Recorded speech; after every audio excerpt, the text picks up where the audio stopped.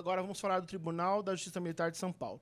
São 14 magistrados, 7 no primeiro grau e 7 no segundo. 197 servidores, ou seja, que é uma justiça bem pequena, né? Tem a despesa de 68 milhões. Tinha um processo de 1.700 e poucos processos no final de 2017, pendentes no Tribunal de Justiça Militar. Fica ali perto do Sesc Consolação, na Dr. Villanova, que eu deve ter visto ali, bem em frente à Secretaria de Administração Penitenciária.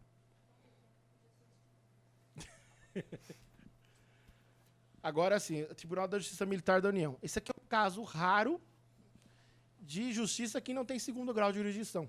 Então, pergunta de concurso que todo mundo erra. Existe segundo grau em todos os níveis? Não, tá, lógico que tem.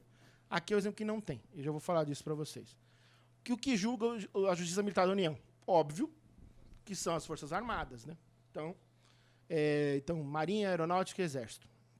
Todos os crimes militares cometidos pelas três forças, né, pelos membros das suas três forças, e também civis que estejam, por exemplo, em conluio, tem vários tipos penais do Código Penal Militar, onde civis também cometem crimes militares. É a justiça mais antiga, né, a instituição mais antiga do Brasil. Ela foi criada 1º de abril de 1808, ou seja, quando ainda era um príncipe regente, Dom João VI. Ela foi criada. Então, você vê. Então, tem isso também que contribui para que ela continue existindo, né? No primeiro grau é bem complicado. São 19 auditorias pelo Brasil todo, dividido em 12 circunscrições, enfim. Ela é bem burocrática, né? Como quase tudo que é no Brasil.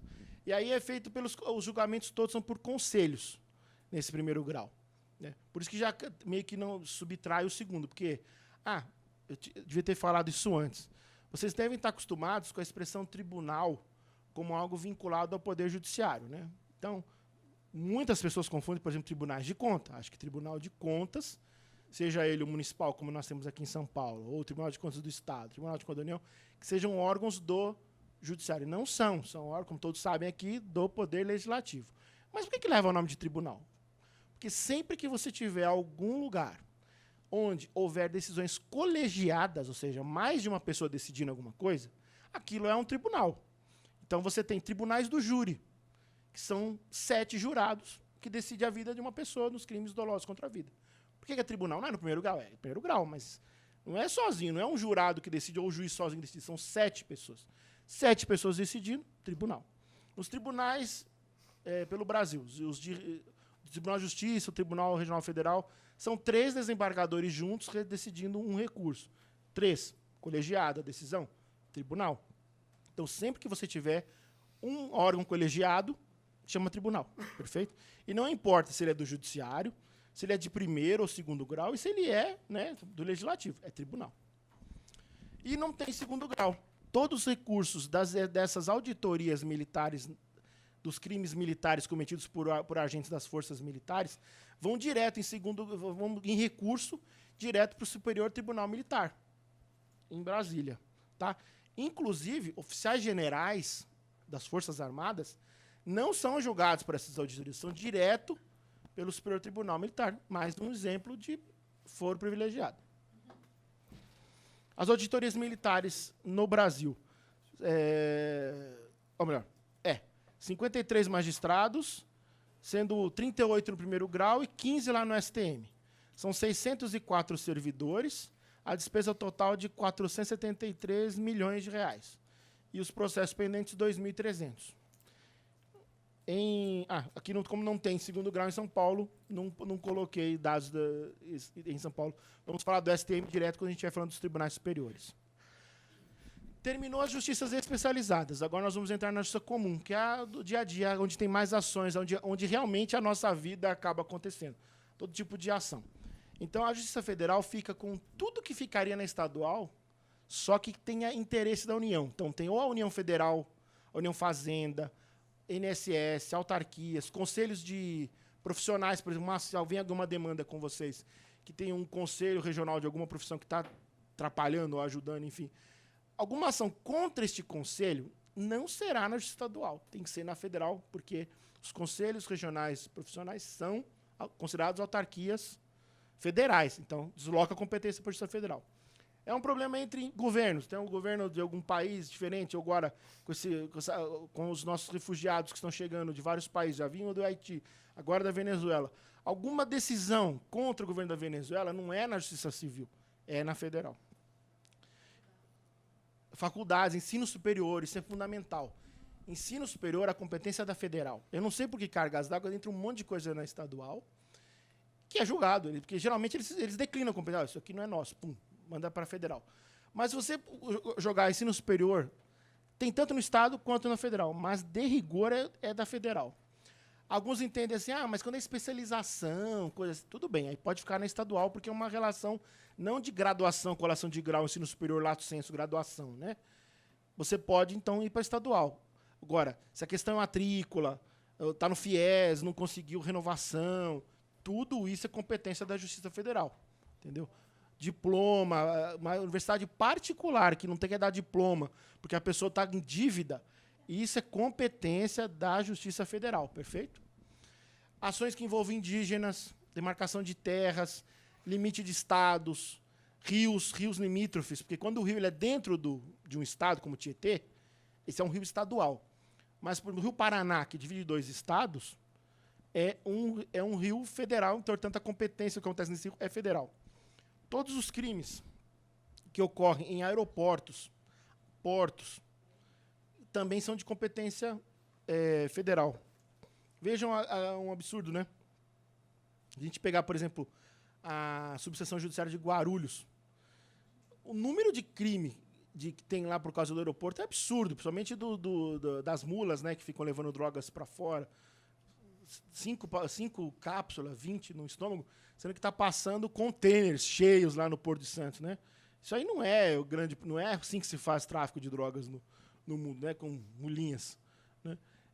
Mas essas pessoas são condenadas porque estavam no aeroporto a crimes federais. Se você xingar alguém, se você roubar alguém dentro do aeroporto, que é a área federal, é da Justiça Federal.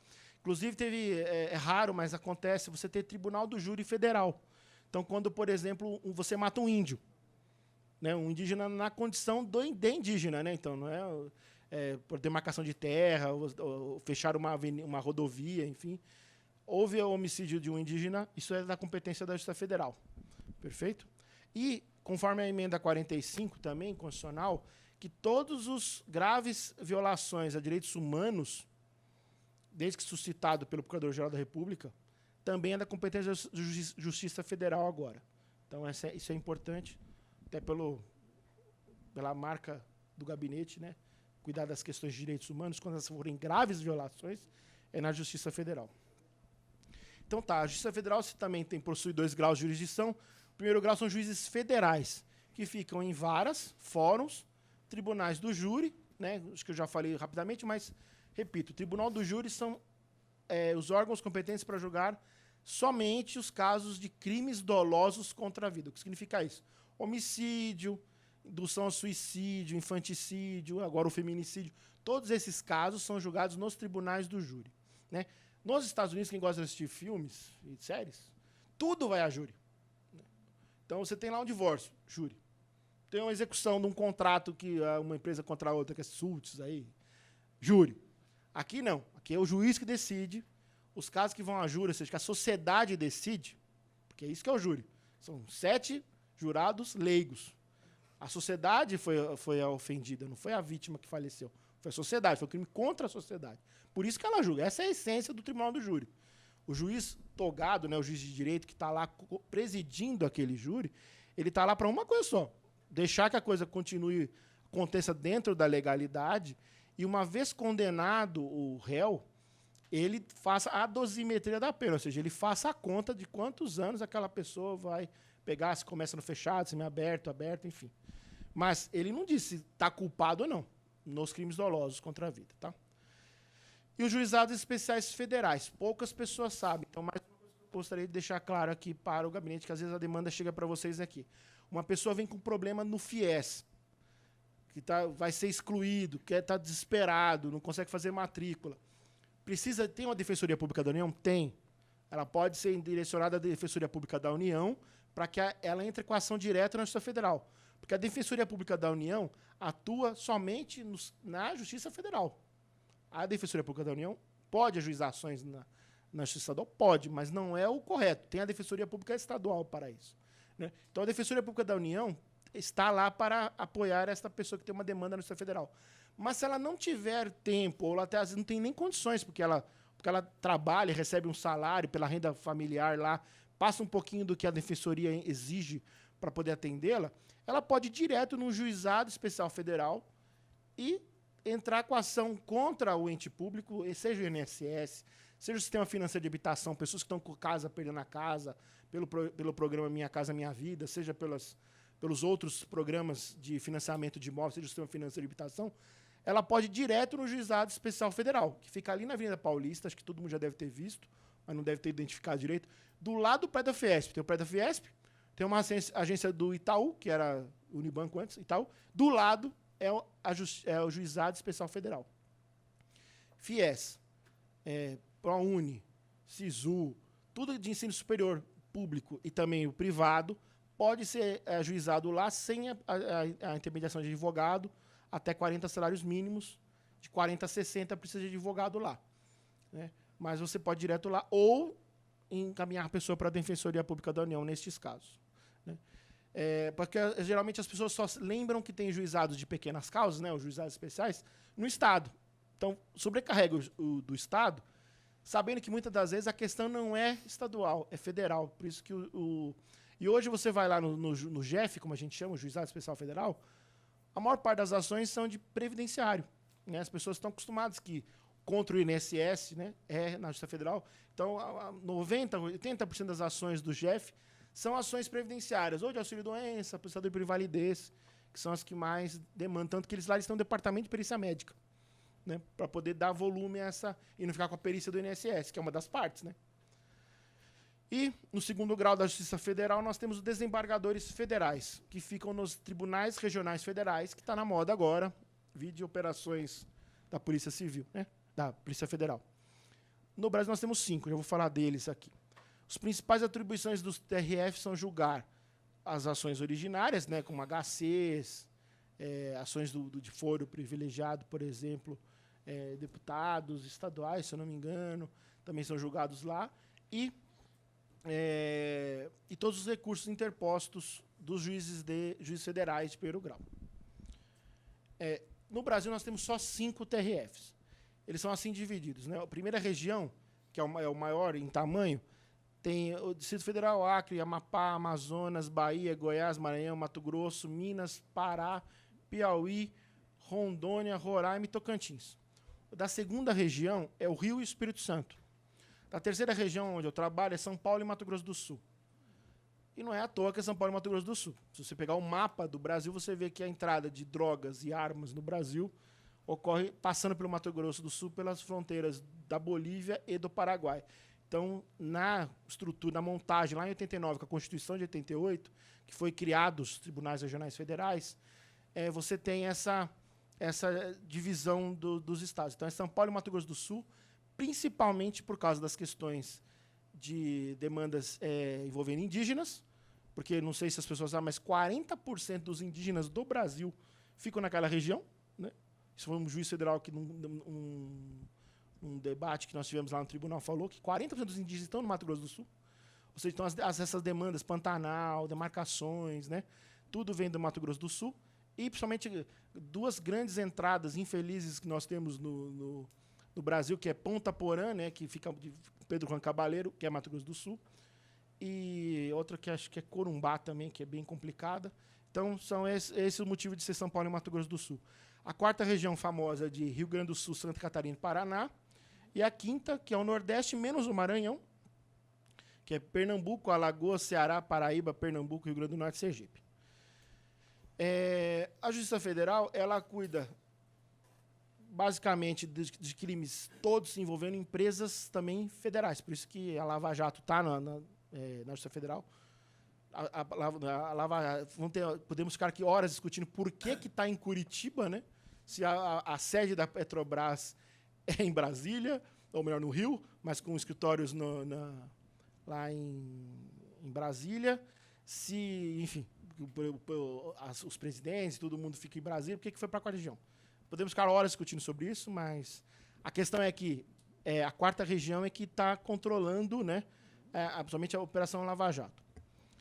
O artigo 106 e 110 da Constituição trata dos tribunais regionais, e a Lei 5.010 de 66 é a lei que reinstituiu a Justiça Federal no Brasil e os seus regimentos internos. Eu tenho um artigo que eu publiquei na revista do Conselho da Justiça Federal, que trata da extinção da Justiça Federal durante o Estado Novo. Em 1937, Getúlio Vargas extingue a Justiça Federal. Eu também trouxe esse artigo para deixar aqui com as pessoas que tiverem interesse na leitura. Trata da criação da Justiça Federal com a República em 1889. Ela é extinta em 1937 e ela retorna em 66. Né? Então, a Justiça Federal retorna em 86 sem os tribunais regionais federais. Só tinha um tribunal de recursos que ficava em Brasília. A Constituição de 88 é que cria os tribunais regionais federais e suas 5 regiões. Tem alguma discussão sobre uma redistribuição ou a criação de um outro regional federal? Porque o primeiro é enorme, né? Ainda que a densidade populacional de Amazonas, Pará não seja muito grande, mas só Minas e quem mais e a Bahia pois daria para ou ser um ou ser mais 2, né? Tinha uma proposta de emenda constitucional para a criação de mais TRFs, que foi, falando nele novamente, o ministro Joaquim Barbosa, quando presidente do STF, ele deu liminar, né, para suspender, numa ADI, né, para suspender a tramitação dessa emenda constitucional, porque tem que ser criada por emenda constitucional. Então, parou. Mas essa discussão, eu entrei na Justiça Federal em 2001. Eu lembro que a primeira coisa, eu fui trabalhar na corregedoria. Foi muito legal, né? Você chega num lugar e vai logo para a corregedoria. E um dos processos mais gigantes que ficavam no armário lá era de criação, né, desmembramento, criação de novas regiões. Então, é uma discussão que se tem há muito tempo. Né? Há interesse. Você vê os TRTs, chegar ao como ter 2 tribunais em São Paulo. Também não sei se talvez com a palavra os servidores e juízes dos TRTs, se era necessário ter 2, né? Agora, a gente tem aqui casos como o TRF da primeira região, que é gigantesco em área. Assim, a gente tem que entender que é muito diferente a situação entre Minas Gerais e Roraima, por exemplo, que está na moda agora. E tudo sobre o mesmo tribunal. E a estrutura física de uma região dessa é metade do Brasil, nós temos quase, né? A primeira região. E a sede é em Brasília, tá? Os primeiros ali que eu coloquei são as sedes. Então, a sede do TRF fica no Distrito Federal. A da segunda fica no Rio. A do TRF3 em São Paulo. Da quarta região no Rio Grande do Sul. E o da quinta região em Pernambuco. Então, ou seja, a pessoa tem que se deslocar. A pessoa que tem no Amapá, que quiser assistir um julgamento na primeira região, tem que ir para Brasília. Entendeu? Então, é ruim isso, né? Já é ruim quando um advogado aqui do estado de São Paulo, que está em Andradina, precisa acompanhar um julgamento no Tribunal de Justiça, vir para a capital do estado dele. Imagina alguém que está em Roraima, em Rondônia, no Acre, e para Brasília, né? Enfim. Né? Sendo que tem, ali do lado do Piauí tem a quinta região, né? Podia estar lá, né? Enfim. Então, você vê, tudo é... Qual foi a ideia quando da montagem, né? Isso foi tudo na Constituinte. Porque a área desses jornais também se discutiu muito naquela época. Então, vamos falar do TRF da terceira região, que é onde eu trabalho, e que é o que é do estado de São Paulo e Mato Grosso do Sul. São 408 magistrados, sendo 366 de primeiro grau e 42 de segundo. São 6.300 servidores. A despesa total do TRF são 2 bilhões e 600 mil reais por ano. E hoje nós estamos com 3 milhões e 300 mil processos no acervo, ou seja, em 31 de dezembro de 2017. Então, você vê que a estrutura é gigantesca e falta. Você percebe pelo número de processos que chegam, porque o TRF ele recebe também, apesar de você ver aqui que tem 366 juízes federais atuando no estado de São Paulo e do estado do Mato Grosso do Sul, a Justiça Federal, o TRF, recebe os recursos que vêm do Tribunal de Justiça, na verdade, das varas cíveis estaduais, que, por delegação da Constituição Federal, aquela pessoa que mora numa cidade do interior, que não seja sede da Justiça Federal, ela pode entrar com ação contra o INSS na Justiça Estadual. Então, o juiz de direito, além de pouca coisa que eles fazem, que vocês viram aqui, eles ainda têm que julgar ações previdenciárias que não é cobrado no concurso deles, que não é da estrutura da Justiça Estadual. Ele julga ações previdenciárias e os recursos dessas ações não vão para o TJ, vão para o TRF. Isso dá uma confusão. Porque eu, por exemplo, trabalho no TRF, inclusive recebendo agravos de instrumento, que é aquele recurso que eu falei para vocês, que é do meio do processo, que deveriam ter sido apresentados no TRF, são apresentados no TJ. Move toda a estrutura do TJ para, no final, o desembargador falar assim, isso aqui é competência do TRF, manda para lá. Aí vai, começa tudo de novo no TRF. Ou seja, então isso cria isso atravanca. Porque virou 2 recursos, precisava.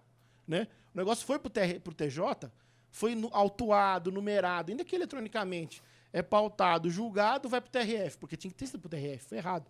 Aí já foi, contou um lá. E vai para o TRF, começa, autua, distribui, pauta, julga a questão do. Mas é que, por má técnica, porque também não se fala isso nas universidades de direito, não se cobra no exame de ordem, o advogado é um juiz de direito, pega nosso primeiro slide aqui. Quem que julga os recursos de juiz de direito? O Tribunal de Justiça. Pum, Tribunal de Justiça. Só que ele esquece de ver a matéria. Se a matéria é previdenciária, é aquilo competência delegada pela Constituição Federal. O recurso tem que ir para onde? Para o TRF, que é da Justiça Federal. É uma mera... ela é uma Constituição cidadã mesmo.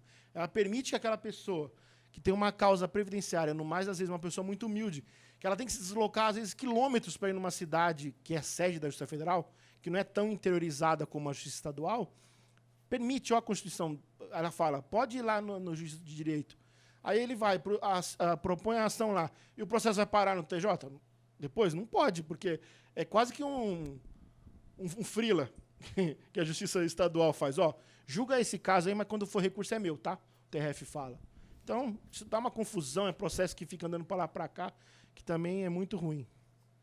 Dúvidas com relação à Justiça Federal?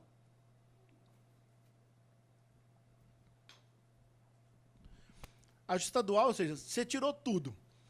Não é eleitoral, não é trabalhista, não é militar, não tem interesse da União, aonde você vai? Na estadual. Que é a justiça que a gente acaba indo, por tudo. Contra o banco, contra o cartão, vamos separar, a criança que não está sendo mal atendida, a criança que quer viajar, enfim, a empresa está falindo, o cheque foi devolvido, tudo é na justiça estadual. Você tem os juízes de primeiro grau chamados juízes de direito. Eles também ficam em várias fóruns, tribunais do júri e juizados especiais. Aí sim, os mais conhecidos. Os juizados famosos de pequenas causas, ou o nome correto, juizados especiais cíveis. Hoje, aqui em São Paulo, nós temos também um juizado especial da pequena e microempresa. Então, e tem o GCRIM também, claro. E tem o GCRIM, mas é que os GCRIMs, eles não existem uma estrutura própria. Geralmente é dentro das varas criminais que eles adotam o rito do GCRIM, né? Mas, assim, com estrutura mesmo, são os juizados especiais cíveis e esse e agora também tem os juizados especiais da Fazenda Pública. Muito interessante também, né? Quando você, por exemplo, vem uma demanda aqui para vocês, talvez, que acontece muito, a pessoa teve o nome negativado porque vendeu um carro e a Fazenda expediu uma certidão da dívida ativa, uma CDA, e protesta essa CDA, a pessoa está com o nome sujo, precisa cancelar isso, onde eu vou? Precisa de advogado? Não. Basta ir até o juizado especial da Fazenda Pública, que ficaria na Dona Paulina, dentro do fórum da Fazenda Pública. Tem um andar lá que é o juizado especial da Fazenda Pública, ela pode ir direto lá, sem advogado, e resolver essa questão. Tá? Então fica a dica também, que é uma coisa que acontece muito. Os juízes de direito, como eu falei para vocês, estão espalhados, é a justiça mais interiorizada, com o maior número de funcionários e varas e tudo, e juízes, e ela que acaba cuidando do dia a dia do cidadão. Né? A vida privada é cuidada pelos tribunais de justiça, pelos fóruns cíveis do Brasil todo aí, e fóruns criminais, porque a maior parte dos crimes também são todos contra o patrimônio, no mais das vezes, e também são... aquele rapaz que vai lá, a dupla que rouba um carro do Correio, ou uma agência do Correio. Correio é o quê? Empresa Pública Federal. competência desloca para federal, né? Então, se assaltou o banco, explodiu um caixa eletrônico, aí é justiça estadual. Mas era a Caixa Econômica Federal. Pum, vai para a Justiça Federal. Entendeu? O Banco do Brasil não, porque o Banco do Brasil, na verdade, é uma empresa de economia mista. Então, vai para estadual. Mas a Caixa Econômica Federal vai para federal. Tanto que ações contra a Caixa, com ou sem advogado, pelo juizado ou não, FIES, que é cuidado pela Caixa, Sistema Financeiro de Habitação, Minha Casa Minha Vida, tudo que tem a Caixa como ré, é direto na Justiça Federal. Muita gente entra nos JECs, né, nos Juizados Especiais Cíveis Estaduais, com ações contra a Caixa. E não é. Isso acaba demorando, porque alguém vai dar a decisão, isso aqui é da Justiça Federal, e vai a competência para lá. Então, os desembargadores são os magistrados de segundo grau, eles ficam nos tribunais de justiça. Tem as mesmas competências recursais dos outros tribunais, né? Tudo que é originário, né, e também aquilo que é em grau de recurso. São 27 tribunais de justiça, nos 26 estados, que cuidam, as constituições estaduais cuidam do organograma deles, da criação. Que a gente esquece muitas vezes de ver, né? É muito bom, num dia de domingo, sei lá, para fazer, dar uma lidinha na Constituição do Estado de São Paulo, é bem interessante. E também do Distrito Federal e Território, é o nome do Tribunal de Justiça do Distrito Federal e Territórios. Não temos mais territórios no Brasil. Mas se vier a ter, já tem tribunal competente para julgar as coisas. Fica no artigo 125 a 126 da Constituição e os regimentos internos. E uma coisa que eu falo sempre, minha esposa é testemunha, a coisa mais importante para quem advoga aqui no Tribunal de Justiça, né? E para vocês também que têm muito contato com o judiciário, fica a dica. Conheçam e leiam as normas da corregedoria. Está no site do TJ, é fundamental. É lá que está muita coisa importante. Prazos, o que pode, o que não pode. Você vai procurar no Código Civil, você não acha. Você vai procurar no Código de Processo Civil, não acha. Você vai procurar até no regimento interno do tribunal, você não acha. Você vai achar nas normas da corregedoria, que é o mais importante. Quem aqui um dia está pensando em prestar concurso para ser servidor do TJ de São Paulo, escrevente, que às vezes sai muito, todo mundo fica feliz, não, eu quero ser servidor público. Não precisa de apostila, não precisa de nada. Só leia as normas da corregedoria. Você já estará muito bem encaminhado se você souber aquilo que está é enorme. Né? E eles são muito diligentes. Sabe? Teve uma alteração hoje, amanhã está no site, dizendo atualizado até dia 30 de agosto. Sabe? Assim, é incrível. É muito bom. Então, quem advoga ou quem atua na defesa de direitos humanos, direitos civis, precisa conhecer as normas da corregedoria. Vamos falar do Tribunal de Justiça de São Paulo, que é o tribunal, né, campeão em tamanho. O TRF da Terceira Região é o maior tribunal regional do país. Metade dos processos do Brasil andam no TRF3. O Tribunal Regional do Trabalho da Segunda Região é o maior TRT do Brasil em número de processos e servidores. E o Tribunal de Justiça, vocês viram, 1/4 dos processos para ser julgado no Brasil está no Tribunal de Justiça de São Paulo. É um dos maiores, se não o maior tribunal da América Latina, em tamanho e em produtividade, né, que é gigantesco.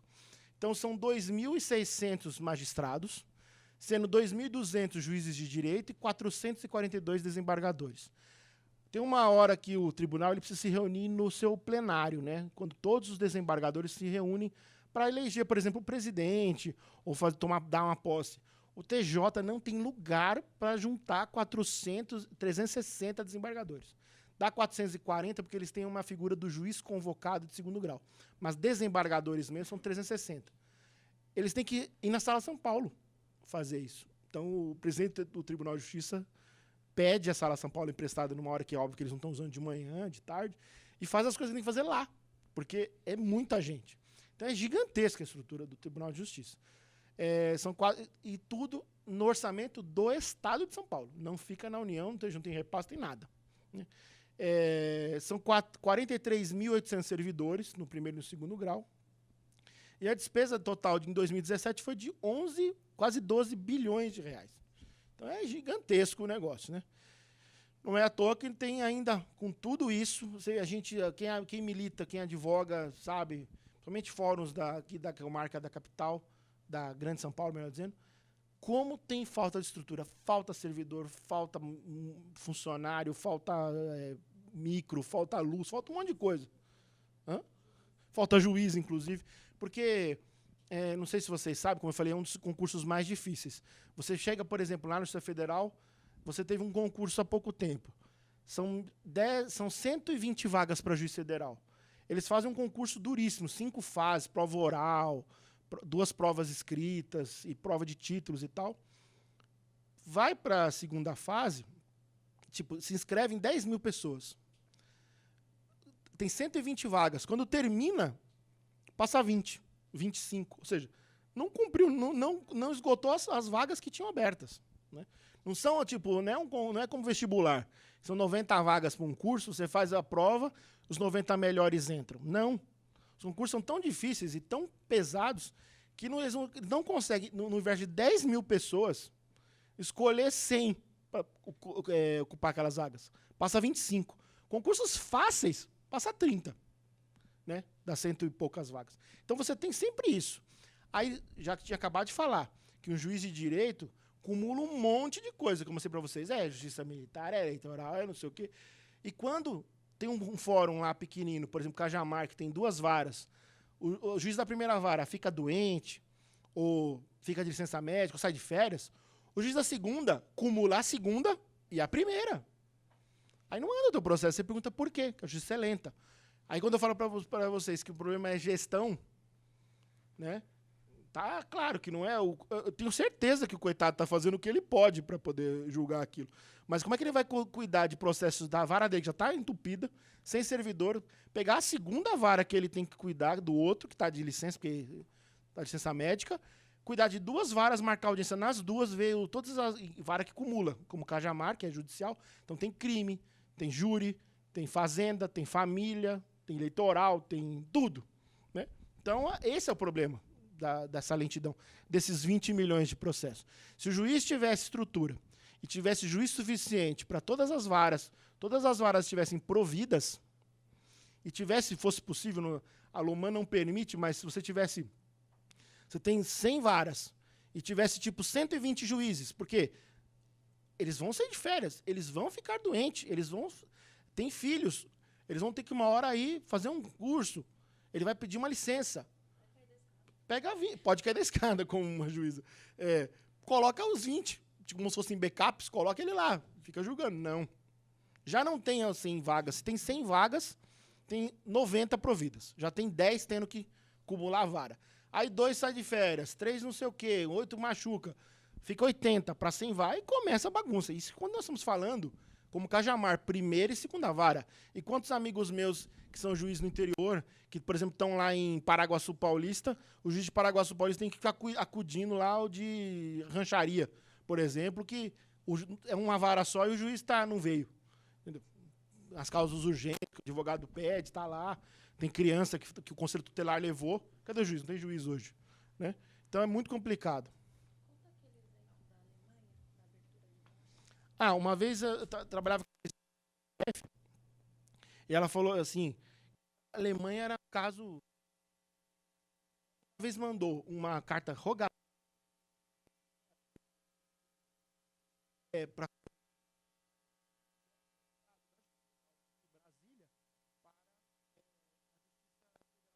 Bonn, na época que era a Alemanha, ainda quando as Alemanhas eram divididas, né? Tinha a oriental e a ocidental. Foi para lá a carta rogatória. Quando voltou, cumprida, estava lá, 40ª, sei lá, vara federal de Bonn. Ela falou, nossa senhora, eu fui a Bonn. É uma cidadinha desse tamanho assim.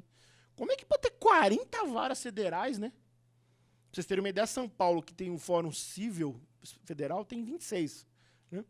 Ela chamou lá um adido da Alemanha, lá da embaixada, que ela estava em Brasília, e ele foi lá explicar para ela que, automaticamente, na Alemanha, quando uma vara chega no número X de processos, a lei obriga que se crie uma nova vara, e a lei já diz quantos servidores vão e quantos vão ser para aquela vara. Então, atingir o número de processos X, para distribuir para aquela vara, já começa-se para nova e já chama gente para trabalhar lá, chama juiz, chama todo mundo, puf, tem uma vara nova. Então, aumentou o número de processos, pum, vara nova. Aqui aumentou no processo, aposenta funcionário por assédio moral, que é uma coisa que tem que ser discutida no âmbito do serviço público. assim, se discute muito a questão da estabilidade do servidor público, mas pouco se fala sobre a questão do assédio moral no serviço público, né? Uma coisa grave, né? Ou seja, temos o lado bom, mas tem sempre também o lado ruim. Ou seja, vários servidores aposentados, afastados por invalidez, por N motivos, por falta de estrutura, muitas vezes também, mas também por questões de assédio. E lá é assim. Então, não estou comparando Brasil e Alemanha, só estou dizendo que é possível, né? Temos exemplos, né? Já encerrando, acho que todos devem estar já cansados, vamos para os tribunais superiores. A partir de agora, todos esses tribunais ficam em Brasília, tá? Todos os tribunais superiores têm sede em Brasília, e todos os seus membros são chamados de ministros. Isso é uma grande confusão, porque o ministro geralmente tem identificado com o poder executivo. Então, o ministro da Educação, o ministro da Justiça, ministra da Saúde, por exemplo. Agora, quando você vai para o Poder Judiciário, os membros dos tribunais superiores também são chamados de ministros. Por isso que a ministra Carmen Lúcia, a ministra Rosa Weber, ministra Laurita Tavares, ministro Gilmar Mendes, enfim, porque são ministros, mas são magistrados. E não é uma promoção dos desembargadores. Cada tribunal superior tem uma forma de composição, mas todos são indicados pelo presidente da República. Uma coisa que eu discuti na eleição anterior, com amigos lá na filosofia da USP. Porque o governador quer nos impor um reitor da USP que nós não concordamos. Eu falo assim, quem é que durante uma campanha eleitoral, e eu pergunto agora, nós estamos no meio de uma, que pergunta que se faz a um candidato a governador de estado, qual vai ser o critério dele de indicar um reitor das universidades públicas, seja da USP, da Unicamp ou da Unesp? Alguém pergunta isso para eles? Porque sabemos pela Constituição do Estado que é ele que indica. O pessoal fica preocupado com o metrô, sabe, que são coisas importantes. Não estou dizendo que não sejam, mas tem várias demandas que você pode cobrar o candidato. Qual que você vai respeitar? Que critério? Você vai deixar as pessoas escolherem e vai pedir uma lista tríplice e vai sendo mais votado? Você vai pegar um cara de fora? O que você vai fazer? Não, ninguém pergunta. Aí passa a eleição. Chega a hora de indicar o reitor. É aquela confusão.